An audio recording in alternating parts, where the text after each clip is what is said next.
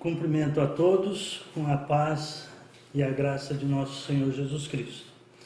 Meu nome é Luiz Antônio Pereira, sou pastor batista e estou gravando esse vídeo para dar continuidade aos estudos bíblicos que estão sendo ministrados na Igreja Batista Central, na Escola Bíblica Dominical.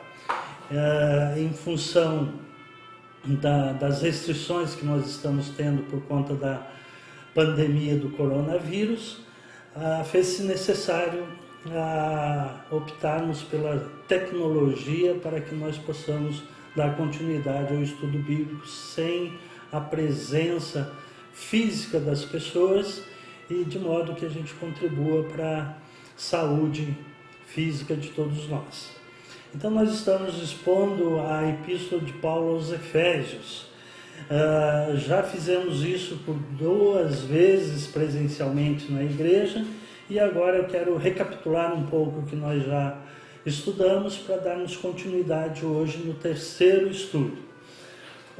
Efésios se divide em 4 grandes divisões.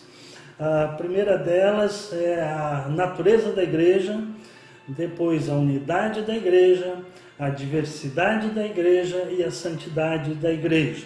Os capítulos 1 a 3 de Efésios, Paulo está falando sobre a natureza da igreja, como é que nasceu a igreja, como é que a igreja veio a ser igreja e nós sermos povo escolhido de Deus.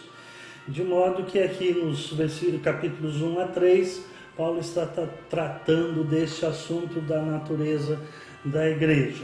Já vimos no primeiro estudo presencialmente os versículos 1 e 2 do capítulo 1, que fala que Paulo vai fazer a sua saudação e a introdução à carta, dizendo para quem ele é e a quem ele está se dirigindo.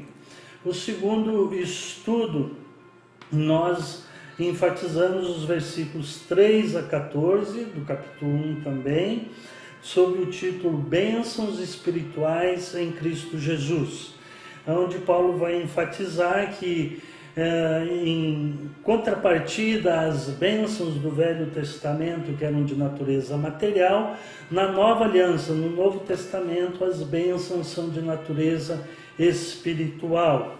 E isso ele vai discorrer nos versículos 3 até o 14.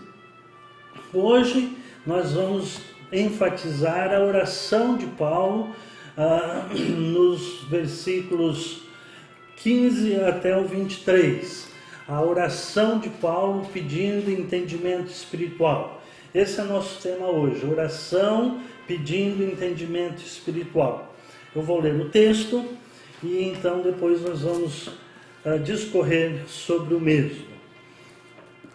Diz assim o texto bíblico: Por isso também eu, tendo ouvido falar da fé no Senhor Jesus que há entre vós, e do vosso amor para com todos os santos, não cesso de dar graças por vós, lembrando-me de vós nas minhas orações, para que o Deus de nosso Senhor Jesus Cristo, o Pai da glória, vos dê o espírito de sabedoria e de revelação no pleno conhecimento dele, sendo iluminados os olhos do vosso coração, para que saibais qual é a esperança do chamado que ele vos fez, quais são as riquezas da glória da sua herança nos santos, e qual é a suprema grandeza do seu poder para conosco, os que cremos, segundo a atuação da força do seu poder, que atuou em Cristo, ressuscitando-o dentre os mortos e fazendo-o sentar-se à sua direita nos céus, muito acima de todo principado, autoridade, poder, domínio e de todo nome que possa ser pronunciado, não só nesta era, mas também na vindoura. Também sujeitou todas as coisas debaixo dos seus pés, para que seja cabeça sobre todas as coisas, e o deu à igreja, que é o seu corpo, na plenitude daquele que preenche tudo em todas as coisas. Essa é a oração que Paulo faz.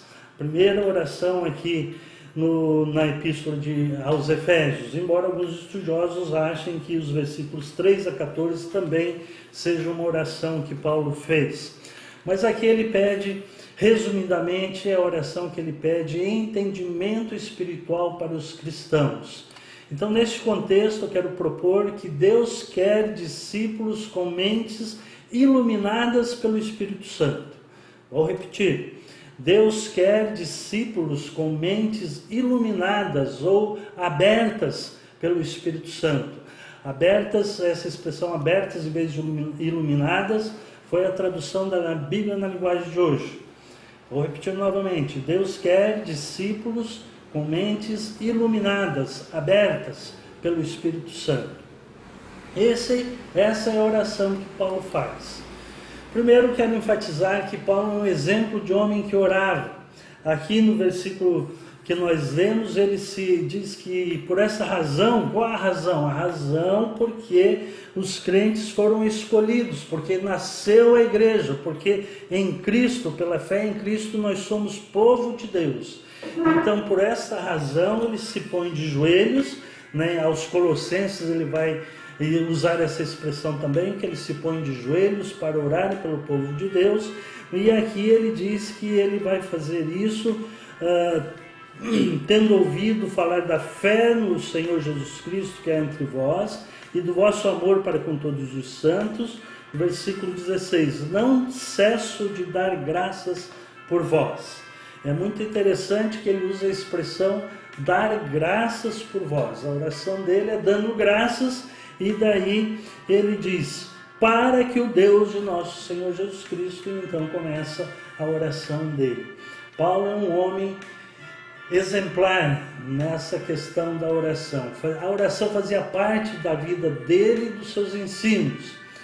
E ele orava porque ele tinha amor para com todos os santos. Ele enfatiza isso aqui em Efésios, em Colossenses 1:9, aos Tessalonicenses,